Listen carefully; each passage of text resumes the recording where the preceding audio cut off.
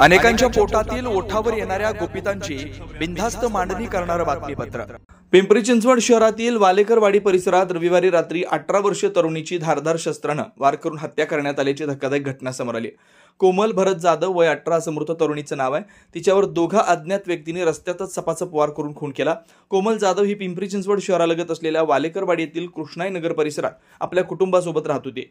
रविवारी रात्री दुचाकीवरून आलेल्या दोघा युवकांनी तिच्यावर सपासप वार करत निर्गुण हत्या केली। मिळालेल्या माहितीनुसार आरोपींनी सोबत सुरा आणि कोयत्यासारखी धारदार हत्यार आणली होती आणि त्यांच्याच साह्याने त्यांनी हल्ला केला। या दोघा आरोपींची ओळख कोमलची आधीपासूनच होती असं प्राथमिक तपासातून समोर आलंय। विशेष म्हणजे दोघेही मूळचे दिल्लीचे रहिवासी असल्याची माहिती मिळते। घटनेच्या वेळी मयत कोमल आपल्या घरात होती। यावेळी बाईकवरून आलेल्या दोन आरोपींनी तिला घराबाहेर बोलावून घेतलं। कोमल घराच्या खाली असता आरोपींनी तिच्यावर सपासप वार केले। या हल्ल्यात तिचा मृत्यू झाला। यानंतर शहर पोलीस तातडीने घटनास्थळी दाखल झाले। पोलिसांनी अज्ञात मारेकऱ्यांविरोधात गुन्हा दाखल केलाय। हत्येची घटना उघडकीस आल्यानंतर अवघ्या काही तासात पोलिसांनी दोन्ही आरोपींना बेड्या ठोकल्यात। या हत्येमागील नेमकं कारण अद्याप स्पष्ट झालेलं नाही। कोमलची हत्या का करण्यात आली हे शोधण्यासाठी पोलीस विविध अंगाने तपास करतात। बेधडक निर्भीड बिनधास्त मांडणी करणारा खबऱ्या लाईव्ह।